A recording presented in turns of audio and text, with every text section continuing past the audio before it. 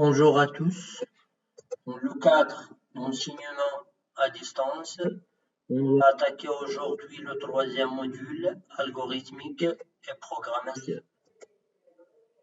On va commencer par le premier chapitre, les éléments de base d'un algorithme. Premièrement, introduction. Au niveau de cette introduction, on va attaquer quelques exemples de la vie quotidienne des algorithmes. Le premier exemple, les étapes pour réaliser une opération arithmétique à l'aide d'une calculatrice. C'est on cherche à effectuer une opération arithmétique simple en utilisant la calculatrice. La démarche à suivre est la suivante. Il faut allumer d'abord la calculatrice en appuyant sur la touche On. Deuxièmement, il faut entrer les chiffres du premier nombre. Après, il faut taper l'opérateur arithmétique ou bien le symbole associé à l'opération arithmétique. Puis, il faut entrer les chiffres du deuxième nombre.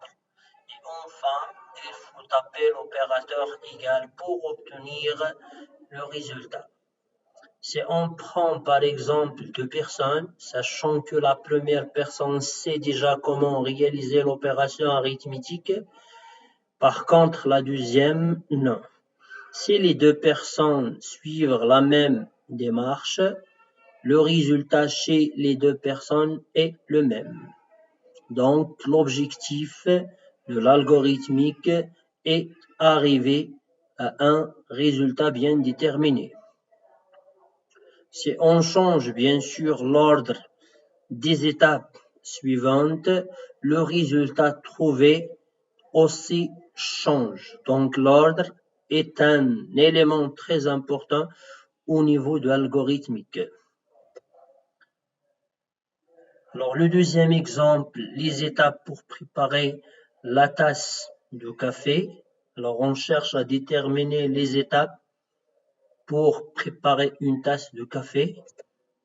On cherche aussi à déterminer les étapes à suivre pour indiquer le chemin à une personne.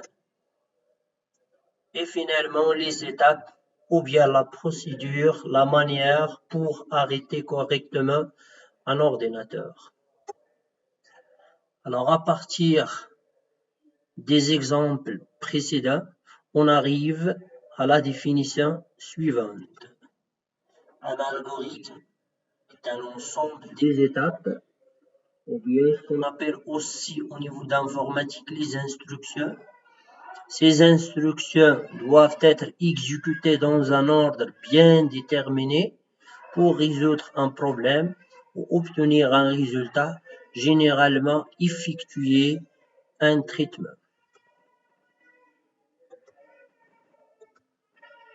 On passe maintenant vers les notions de données. Et on va commencer par les données de base. On a généralement deux données de base, les variables plus les constantes. Les variables et les constantes, ce sont bien sûr des noms attribués à des cases mémoire. Sachant que le contenu de la case mémoire qui représente une variable change, par contre le contenu de la case mémoire qui représente une constante est toujours fixe lors d'exécution de l'algorithme. Alors, comme définition, variable, c'est une donnée dont le contenu peut changer lors d'exécution d'un algorithme. Par exemple, la taille d'une personne, le nombre des élèves d'une classe change d'une classe à une autre classe, le nom d'une ville aussi bien sûr est une variable etc. Par contre, la constante est une donnée fixe qui ne varie pas pendant l'exécution d'un algorithme. Par exemple, le nombre des heures d'un jour toujours est égal à 24. La constante mathématique P toujours est égale à 3,14. Deuxièmement, les types de données. Alors, on a généralement 5 types de données qui sont regroupées dans 3 familles. La première famille, les types numériques. On parle sur les types numériques, c'est la valeur de la donnée est un nombre, se forme d'un nombre. Et on a 2 types numériques. Premièrement, les entiers. Alors, un entier est une donnée, sachant que toutes les valeurs de cette donnée appartiennent à Z. Par exemple, le nombre des élèves d'une classe, le nombre des jours de la semaine, la somme de 2 entiers toujours est un entier. Alors, dans ce cas, on parle sur les données numériques sans virgule flottante, ou bien les données qui sont appartiennent à l'ensemble Z. Par contre, les réels, alors on dit que la donnée est du type réel si il existe une valeur de la donnée qui n'appartient pas à Z, qui n'appartient pas à Z. Au lieu de R ici, appartient à Z. Par exemple, la moyenne générale d'un élève, la racine carrée d'un nombre entier. Alors, la racine carrée de 2 est égale à 1,41. Donc, c'est un réel.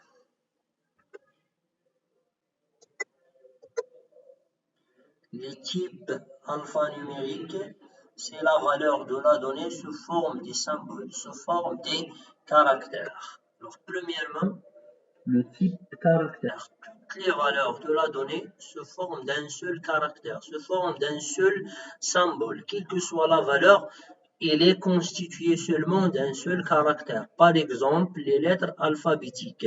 Alors, n'importe quelle lettre alphabétique se forme d'un seul caractère. Les chiffres numériques 0, 1, 2 jusqu'à 9, ce sont bien sûr des symboles qui sont constitués par un seul caractère. Les opérateurs arithmétiques, plus, moins, etc., ce sont aussi bien sûr des caractères. Le deuxième type, alors de la famille numéro 2, les types alphanumériques, c'est la chaîne de caractères. On dit que la donnée est du type chaîne de caractères si il existe seulement une seule valeur de la donnée qui se compose par plusieurs symboles. Elle se compose par plusieurs caractères. Par exemple, le nom d'une personne, le nom de la personne, alors se forme bien sûr d'une suite de lettres alphabétiques. Et chaque lettre alphabétique se forme d'un caractère, donc le nom d'une personne est de type chaîne de caractères, le code d'un élève, etc. Finalement, le cinquième type, le type booléen. La donnée maintenant accepte seulement deux valeurs logiques. Alors la première valeur vraie et la deuxième valeur faux. Par exemple, la réponse à une question, le résultat d'une comparaison. Alors le résultat d'une comparaison soit vrai, soit faux. On dit que 5 inférieur strictement à 10, le résultat est vrai. 14 différent de 14, le résultat est faux. Dans ce cas, on dit que le type de résultat d'une comparaison est du type booléen. Est-ce que c'est vrai ou bien faux? Les caractéristiques de données. Alors, les données généralement sont caractérisées par 3 caractéristiques. La première caractéristique, le nom. Chaque donnée possède un nom et le nom se forme d'un identificateur. On dit que chaîne de caractères qui se compose par des lettres, des chiffres et qui commence par une lettre. Alors, il faut que le nom de la donnée toujours se forme d'un mot, alors qui est constitué seulement par des lettres alphabétiques, majuscules, minuscules, plus le tiré de soulignement tiré de 8 et des chiffres numériques de 0 jusqu'à 9. La deuxième règle, il faut que ce mot commence par une lettre. Par exemple, A5 est un identificateur. AB2 est un identificateur, etc. Les données aussi caractérisées par un type, soit entier, soit réel, soit caractère chaîne ou bien booléenne, et aussi par une valeur. Maintenant, on passe vers comment déclarer des données. Lorsqu'on parle sur la déclaration, c'est le fait de réserver l'espace mémoire pour la donnée. Donc, on va attaquer la déclaration des variables et la déclaration des constantes. Premièrement, la déclaration des variables. Pour déclarer une variable, on utilise la syntaxe suivante. La règle utilisée pour déclarer les variables est la suivante. On commence par le mot-clé variable, suivi par le nom ou bien les noms des variables de même type, deux points, le type. Par exemple, variable, âge, deux points, entier. Variable, nom, prénom, virgule, prénom, deux points, chaîne de caractères. Vous voyez ici, bien sûr, nom plus prénom, ce sont des variables de type chaîne de caractères. Variable RC, alors RC c'est l'abréviation de résultat de comparaison, elle est de type booléen. Variable note 1, note 2, note 3, deux points, réel, et les trois notes sont séparées par des virgules. Utilité d'utiliser bien sûr des chiffres numériques dans les noms des variables ou bien des données d'une manière générale, c'est pour déclarer des données de la même nature. Alors, il faut bien sûr utiliser des noms des différents. Alors, on ajoute note 1, note 2, note 3. Ce sont des variables de type réel. Deuxièmement, la déclaration des constantes. La règle utilisée ou bien la syntaxe générale de la déclaration des constantes est la suivante. On commence par le mot-clé constante, puis le type de la constante, puis le nom de la constante égale la valeur de cette constante. Par exemple, pour déclarer la constante NHG qui représente le nombre des heures de jour, qui est égal à 24, on commence par constante, puis par le type de cette constante entier, puis par le nom, et le nom toujours sous forme d'identificateur NHG est égal à 24, la valeur de cette constante. Constante réelle, PI est égal à 3,14, c'est la déclaration de la constante mathématique P. Comme vous voyez ici, impossible d'utiliser le symbole P, utilisé au niveau de mathématiques, parce que le symbole P n'est pas un identificateur.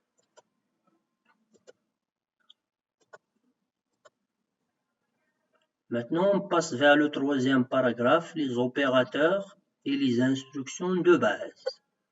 Les opérateurs de base. On va commencer premièrement par les opérateurs arithmétiques.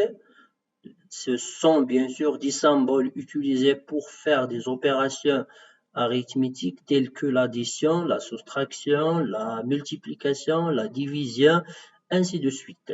Plus, c'est l'opérateur utilisé au niveau de l'addition. Moins, pour représenter une soustraction. Étoile, pour faire une multiplication. Slash, c'est pour déterminer le quotient réel de la division réelle. Le quotient de la division réelle. 5/2, le résultat trouvé est égal à 2,5. Par contre, div, c'est le quotient entier. 5 div 2, le résultat est égal à 2. Et puis l'opérateur mode qui est utilisé pour déterminer le reste de la division entière. Par exemple, 7 mode 2, le résultat est égal à 1. Alors 7 divisé par 2 est égal à 3 et le reste est égal à 1. Donc, mod, il est utilisé pour déterminer le reste de la division entière. Tous les nombres qui sont utilisés au niveau de la division entière, ce sont de type entier. Finalement, l'opérateur chapeau qui est utilisé pour déterminer une puissance. 3 chapeau 2 est égal à 9. C'est l'équivalent de 3 à la puissance 2. Ou bien 3 exposant 2. Les opérateurs de comparaison sont supérieurs strictement, inférieurs strictement, supérieurs ou égal, inférieurs ou égal, égal puis différent. Les opérateurs logiques, le i, le ou et le non. Le i logique, le ou logique et le non logique. Alors, pour déterminer le résultat d'une expression logique, alors, composée, sachant que les opérateurs logiques sont utilisés au niveau de cette expression, alors c'est possible bien sûr d'utiliser les formules suivantes. À vous de remplacer toujours l'expression vraie par 1, l'expression fausse par 0, le i par 3, le ou par plus, et bien sûr le non, c'est le contraire, c'est l'inverse. L'inverse de vrai est faux et l'inverse de faux est vrai. Alors par exemple, si on cherche à déterminer le résultat de l'expression 5 supérieur à 13 et 2 est égal à 2. 5 supérieur à 13, cette expression, alors fausse. 2 est égal à 2, cette expression vraie. Alors il faut remplacer l'expression fausse par 0, remplacer l'expression vraie par 1, et remplacer le i par 3. Le résultat, 0 fois 1 est égal à 0, donc cette expression est fausse. Le ou remplacé par plus. Si on cherche à déterminer le résultat de vrai ou faux, alors vrai remplacé par 1, faux remplacé par 0 ou remplacé par plus. Donc le résultat c'est 1 plus 0 qui est égal à 1, donc cette expression est vraie. Et finalement le non, c'est le contraire. Si l'expression est vraie, le non de cette expression est égal à faux et vice-versa. L'opérateur d'affectation, la flèche inverse. Maintenant, on passe vers les instructions de base. Et on a généralement 3 instructions de base. Premièrement, la lecture de données. Qu'est-ce que ça veut dire une lecture de données? Alors, ces instructions sont données à la machine. Ce sont des ordres donnés à la machine. C'est le transfert des données de l'utilisateur vers la machine.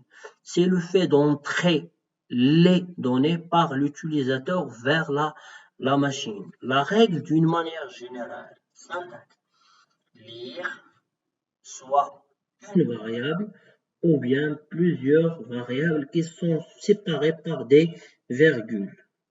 Alors toujours pour séparer entre deux éléments, deux choses au niveau d'algorithmique, on utilise la virgule. Par exemple, lire âge. Demandez à l'utilisateur d'entrer la valeur de la variable âge. Lire taille, virgule, poids. Demandez à l'utilisateur d'entrer ici deux valeurs, sachant que la première réservée à la variable taille et la deuxième réservée à la variable poids. Lire, code, virgule, la, virgule, moyenne.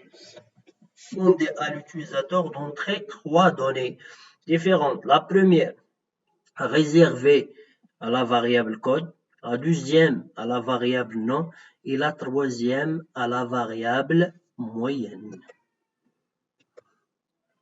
La deuxième instruction de base, c'est l'écriture des résultats ou bien ce qu'on appelle aussi l'affichage des résultats par la machine. Demandez à la machine d'écrire donner un ordre à la machine pour écrire le résultat et afficher le résultat à l'utilisateur. La syntaxe générale est la suivante.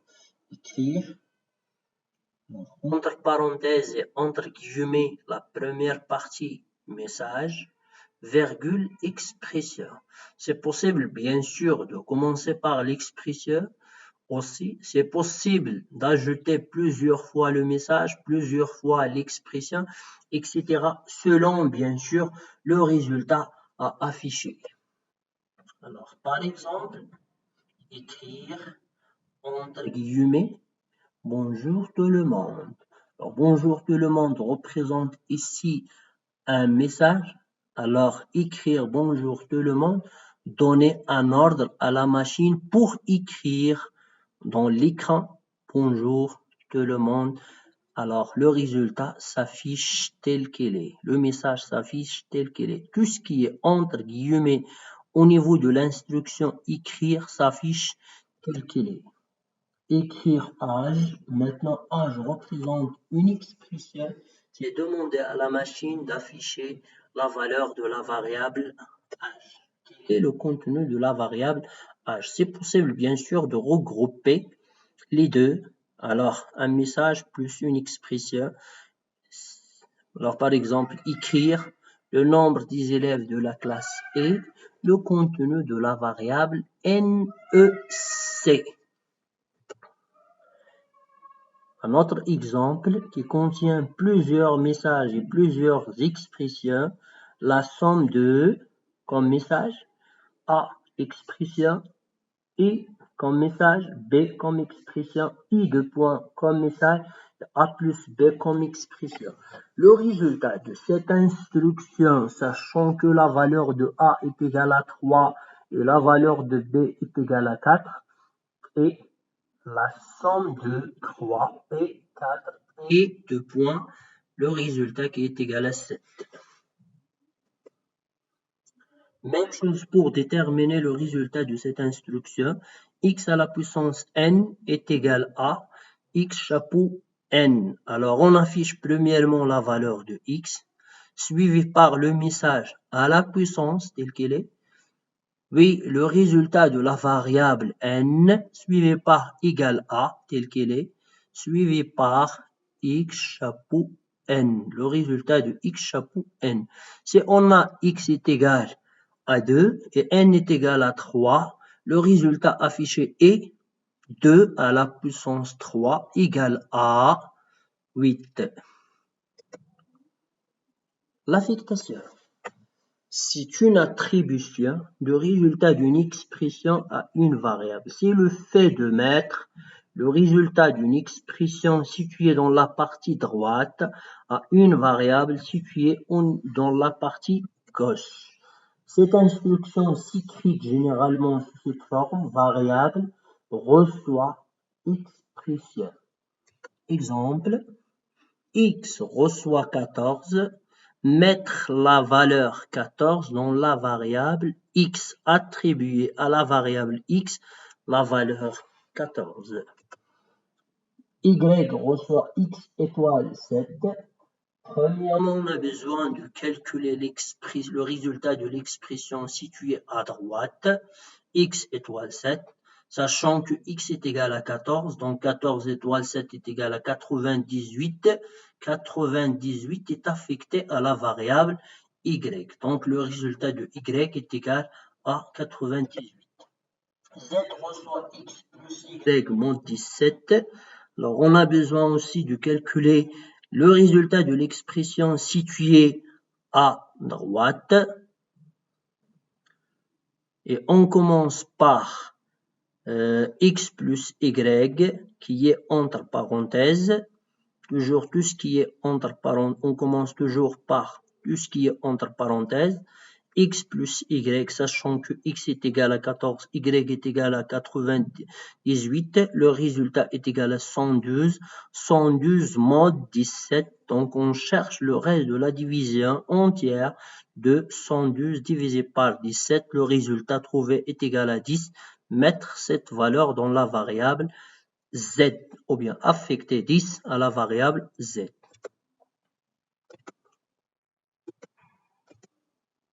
Maintenant, on passe vers le dernier paragraphe, la structure générale d'un algorithme. Comment on écrit, bien sûr, généralement un algorithme? Un algorithme se compose généralement par trois parties. La première partie, l'entête de l'algorithme. La deuxième partie, la déclaration des données. Et la troisième partie, le corps de l'algorithme. Concernant la première partie, il commence toujours par le mot-clé algorithme. Donc, toujours, pour écrire un algorithme, on a besoin de commencer par le mot-clé algorithme, suivi par le titre ou bien le nom de l'algorithme. Puis on passe vers la déclaration de toutes les données à utiliser au niveau de l'algorithme, soit des variables, soit des constantes. Et finalement, on passe vers le corps de l'algorithme qui commence toujours par le mot-clé début, se termine par le mot-clé fin et contient bien sûr les instructions. Les instructions qu'on a attaquées jusqu'à maintenant sont trois: la lecture, l'écriture et l'affectation. Deuxièmement, on passe à la représentation graphique d'un algorithme, ou bien ce qu'on appelle aussi l'organigramme. Et pour représenter graphiquement un algorithme, on a besoin d'utiliser directement quelques figures. La première figure, cercle, elle est utilisée pour représenter le début et la fin de l'algorithme. Deuxièmement, un trapèze vers le haut utilisé pour représenter l'instruction d'écriture des résultats. Trapèze vers le bas utilisé pour représenter l'instruction de la lecture des données. Et finalement, un rectangle qui est utilisé pour représenter une affectation. On passe maintenant vers un exercice d'application. Écrire un algorithme qui demande à l'utilisateur d'entrer la valeur de rayon d'un disque R, variable de type entier, puis qui permet de calculer et d'afficher la surface S de ce disque, sachant que S est égal à PR au carré. Représenter cet algorithme sous forme d'un organigramme. Alors, toujours, pour résoudre un exercice ou bien un problème, on commence toujours par une analyse. Analyse de problème. Au niveau de cette analyse, il faut déterminer toutes les données à utiliser. Et les données, bien sûr, se divisent en deux types. Les données d'entrée, plus, bien sûr, les données de sortie ou bien ce qu'on appelle le résultat.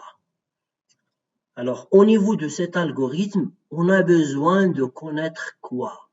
On a besoin de connaître le rayon R, qui est bien sûr une variable de type entier, et on a besoin de connaître P. C'est une constante réelle, sa valeur est égale à 3,14. Pour calculer la surface, donc les données d'entrée sont R plus P. Et la donnée de sortie, c'est S, bien sûr, qui représente la surface de disque. Les données d'entrée, le rayon de disque R, c'est quoi R? C'est une variable de type entier, plus la constante mathématique P, constante réelle, sa valeur égale à 3,14. Les données de sortie ou bien ce qu'on appelle les résultats, c'est la surface de disque. S, variable de type réel. Pourquoi S de type réel? Parce que S, bien sûr, est un produit d'un réel, la constante mathématique, et un entier, R. R à la puissance 2, ou bien R fois R, toujours, c'est un entier, mais fois P, c'est un réel. Et quoi d'autre? Le traitement effectué, c'est à vous de déterminer, bien sûr, au niveau de cette étape, la relation entre les données d'entrée et les données de sortie. L'écriture des résultats se forme, bien sûr, des données d'entrée. Donc, S en fonction de R et P S est égal à P, R au carré. Après cette analyse, c'est simple, bien sûr, d'écrire maintenant l'algorithme. Il faut seulement respecter la structure générale. Alors, au départ, on commence par l'entête. L'entête commence par algorithme, puis par le titre de l'algorithme. Le titre convenable à l'algorithme, l'objectif de l'algorithme, on cherche à déterminer ou bien à calculer la surface d'un disque. Et on passe vers la déclaration des données. On commence par la déclaration des variables. On a deux variables. R, c'est un entier, et S est un réel. Il faut tout simplement respecter la règle et la syntaxe générale de la déclaration des données. Le reste, c'est la déclaration de la constante mathématique P qui est égale à 3,14 en respectant bien sûr la syntaxe générale de la déclaration des constantes. Et finalement, après la déclaration des données, on passe vers le corps de l'algorithme qui commence toujours par début, se termine par fin et contient les instructions. L'instruction numéro 1, ou bien l'opération numéro 1, c'est la demande de la machine. La machine permet de demander à l'utilisateur d'entrer la valeur de rayon R. Donc, c'est de la machine vers l'utilisateur. Cette instruction s'appelle écrire. Écrire se forme d'un message donner la valeur de rayon de disque R entre guillemets. Oui, l'opération numéro 2, l'utilisateur répond par la valeur de R. Sert à entrer bien sûr ici la valeur de la variable R. Donc, lire R. La troisième instruction, il faut calculer S à partir de PI et R, à partir de la constante mathématique P et le rayon R. Donc S reçoit PI étoile R au carré. Finalement, l'affichage de résultat, la surface de disque de rayon R et le contenu de la variable S. Oui, mettre la fin de l'algorithme. Maintenant, on passe vers l'organigramme. Il faut respecter bien sûr les figures traitées précédemment pour représenter graphiquement un algorithme. L'organigramme associé à l'algorithme précédent est le suivant. Alors, il faut utiliser cercle pour représenter début, trapèze vers le haut pour écrire, trapèze vers le bas pour lire, un rectangle pour représenter l'affectation, un trapèze vers le haut pour représenter la deuxième instruction d'écriture et un cercle pour représenter bien sûr la fin de l'algorithme. Comme ça, on arrive à la fin de ce chapitre et merci bien sûr de votre attention. À la prochaine fois, Inch'Allah.